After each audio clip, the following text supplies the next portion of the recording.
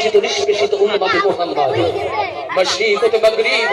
সিমালুন হতে জুনুবুন পৃথিবীর ইঞ্চি ইঞ্চি জমিন যখন উম্মতে মুহাম্মাদি রক্তে লালেলা ওই যশোর সাতক্ষীরার তাওহীদি জনতা মুসলিম উম্মার এই দুর্দিন দুঃসময়ে সত্যিকারী নবী প্রেমিক হয়ে মাথা উঁচু করে ফাঁসতে চাই কারা কারা সেই হাতগুলো দেখতে চায়। হৃদয়ের কান খুলে শুনে রাখেন মুসলমান,